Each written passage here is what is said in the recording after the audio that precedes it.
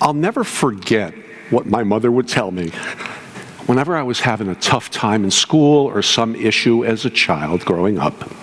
She'd look at me and sigh, and she'd say something like this: "It's okay. Life's hard, Alan. You're a survivor. You'll survive." And my mother was right. She should know, because she was a Holocaust survivor. She witnessed and endured the worst in humankind. As a teenager, she was stuffed into a cattle car with her parents and forcibly separated from them at Auschwitz.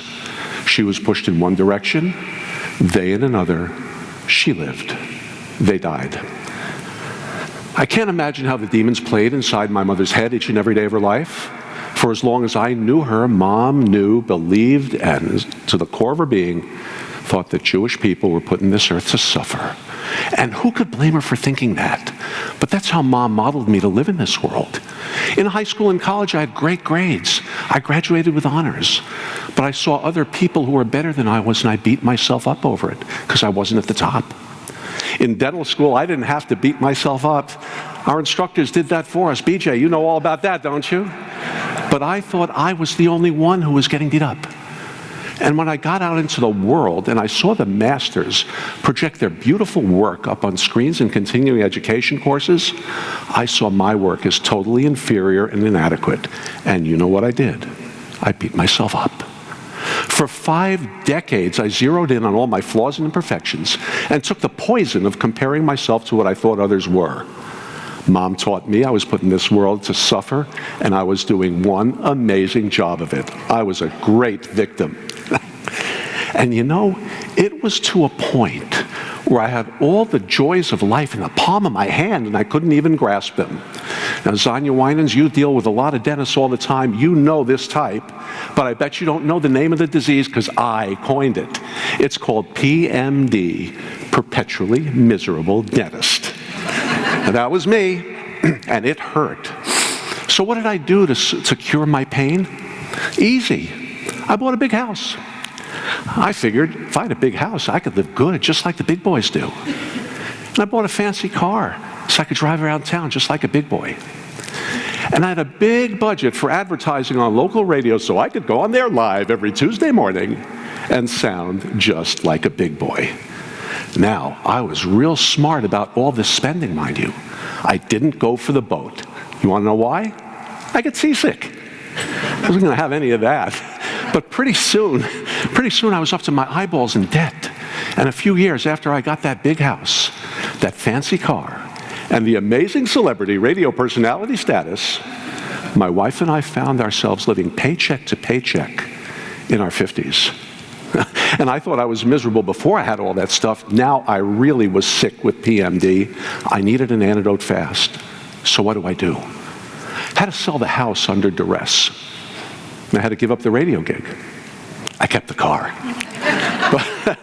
But when I sold the house, I grieved and literally cried over my loss of status.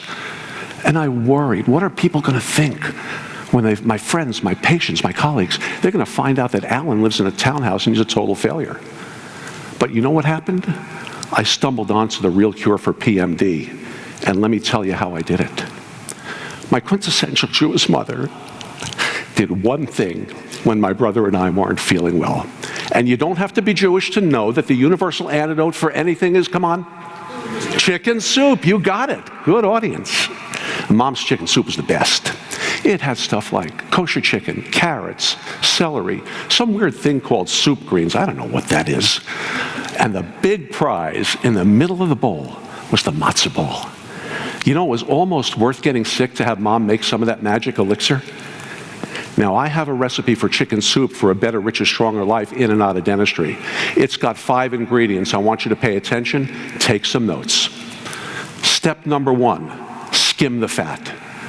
Turns out that my getting into that townhouse was the first step in my recovery from the pain and misery of unmanageable debt.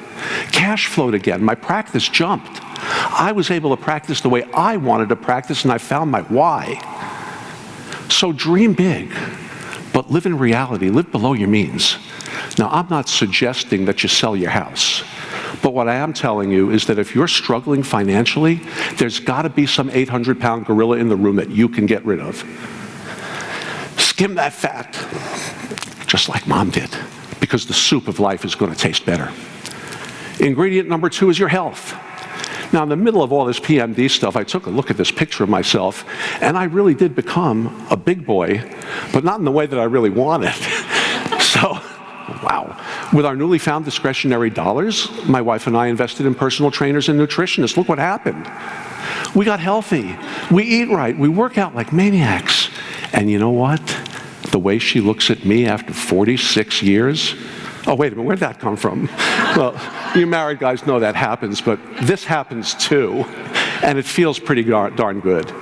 So live healthy, eat right, get on an exercise program, have a good social life, because life's better when you're healthy. Number 3, gratitude. A few months after I sold that house, after the grieving and crying were over, I remember running on the boardwalk in the Jersey Shore near my home, and the thought occurred to me that no matter how much or how little I may think I have more than most people in the world could imagine having. And I have less than some. So what? And it's not that I'm inferior to our masters who so generously share their knowledge with us. It's that they make me better every day. My wife, at my side for 46 years, supporting and loving me through everything. And she even got 5 good years out of the deal. I'm an overachiever. And I got these 2 adult children I love more than life itself. And at that moment, I realized my life, my work, my value were pretty darn good. So I want you to lean into gratitude. I want you, every night your head hits that pillow, to think of a minimum of 3 things you're grateful for. Life is good, but it's not perfect. Get over it and enjoy the ride. Number 4, never compare.